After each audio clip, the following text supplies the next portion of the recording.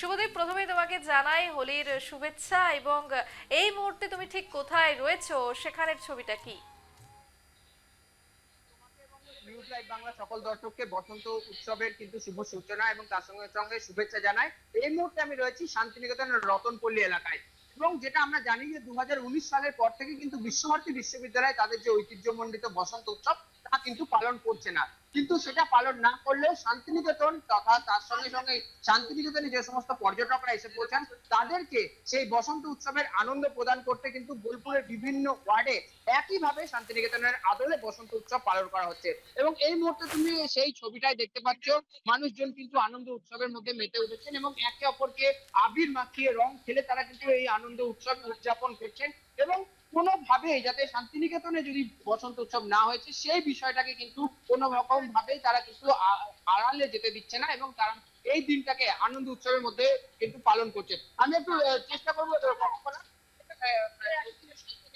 এসেছো এখানে বসন্ত উৎসব করছে না, কিন্তু কেমন আনন্দ করছে এটা ভালো লাগে। আমরা প্রচুর আনন্দ করছি। আমরা তো বিশ্বভারতী স্টুডেন্ট, কিন্তু বিশ্বভারতীতে দোল এখন হচ্ছে না, কিন্তু আমরা প্রচুর আনন্দ করছি এখানে।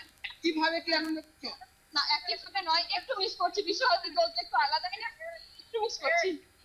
একচুয়ালি কথা বললাম এখানে যারা রয়েছে তাদের সঙ্গে যে কেমন ভাবে তারা সেই একই আদলে চাইছে সেইভাবেই কিন্তু আনন্দ করতে। একটু ছবিটা দেখানোর চেষ্টা করবো যে কত সুন্দর ভাবে তারা কিন্তু রং মেখে দোল যে পালন করা সেটা কিন্তু তারা করছে, এবং সারা দিন তাদের বিভিন্ন রকম প্ল্যানিং রয়েছে। তারা বিভিন্ন ভাবে কিন্তু আনন্দ উৎসবে মেতে উঠবে। সেলফি তোলা তার মধ্যে অন্যতম, কিন্তু সেই ছবিও দেখতে পাচ্ছি। একটু কথা বলবো। আচ্ছা, তোমরা শান্তিনিকেতনে এসেছো আজকে, শান্তিনিকেতনে আমরা আসি, কেমন লাগছে? আমরা বিশ্বভারতীর স্টুডেন্ট, আমরা এখানে থাকি। দোল হচ্ছে না তাতে আমার অন্তত ভালো লাগছে, কারণ পরিবেশটা ভীষণ ভাবে নষ্ট হয়। আমরা নিজেরাও ছোড়াছুড়িতে যাইনি, এখানে আমরা এসে খেলছি, খুব একটা বেশি না, খেলে আমরা ঘরে চলে যাবো। শান্তিনিকেতনে বিশ্বভারতী আর এখানে হচ্ছে, সেটা কি মন খারাপ যে এখানে হচ্ছে না?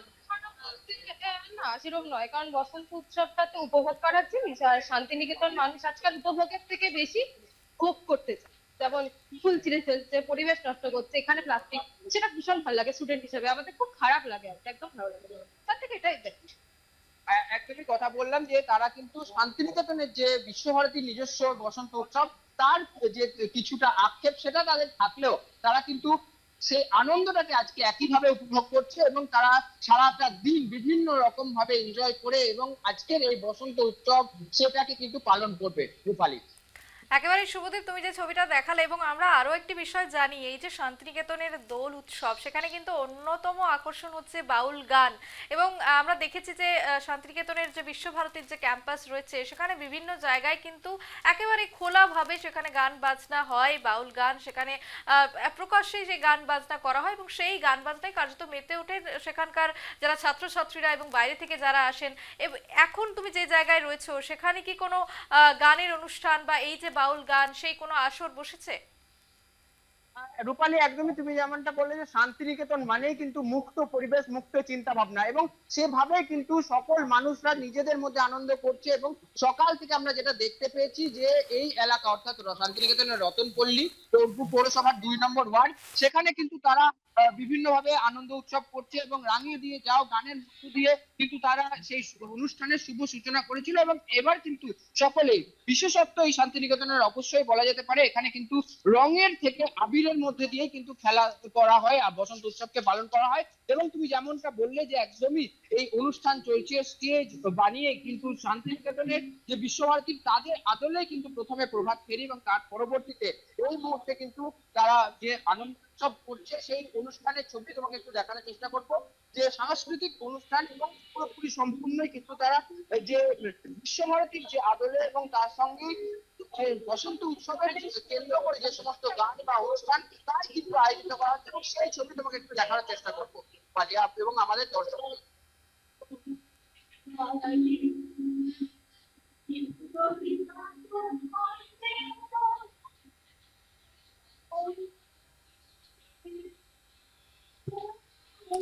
একেবারেই শুভদীপ, আমরা সেই ছবি দেখলাম যে শান্তিনিকেতনের যে পরিবেশ, সেখানে মুক্ত আকাশের নিচে একেবারেই সুন্দরভাবে অনুষ্ঠান যেমন হচ্ছে, ঠিক একই রকম ভাবে কিন্তু রঙিন উৎসব, রঙের উৎসব, অবশ্যই ভালোবাসা এবং বিনিময়ের উৎসব বলা যায়। এবং সেই ছবি আমরা দেখলাম সেখানে প্রতি বছর যেই ছবিটা দেখা যায় শান্তিনিকেতনে, কিন্তু অন্যদিকে একেবারেই কিছুটা মন খারাপ। অন্য যারা জায়গায় থাকেন, অন্য যারা জেলা থেকে আসেন, তারা আসতে পাচ্ছেন না শান্তিনিকেতনের উৎসবে, কারণ সেইভাবে আর উৎসব পালিত হচ্ছে না, কিছু সমস্যার জন্য বন্ধ রয়েছে। এবং কিন্তু অন্যদিকে যে সুন্দর ছবি ধরা পড়লো, একেবারে সেই ছবি দেখাতে থাকো।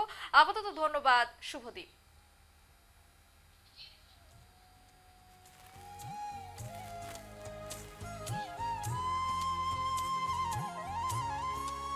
ওরে গৃহবাসী ফুলদার খোল লাগলো যে দোল, স্থলে জলে বনতলে লাগলো যে দোল, দ্বার খোল দ্বার খোল।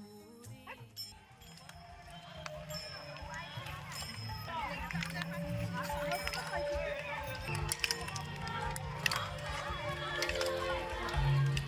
একেবারে আমরা দেখাচ্ছি বীরভূমের শান্তিনিকেতনের বিশ্বভারতী বিশ্ববিদ্যালয়ের যে দোল অনুষ্ঠান, সেই অনুষ্ঠানের ছবি। একেবারে প্রতি বছরই কিন্তু এই উৎসবকে ঘিরে একেবারে অন্যতম বলা যায় যে অনন্য উদ্দীপনা নজরে পড়ে।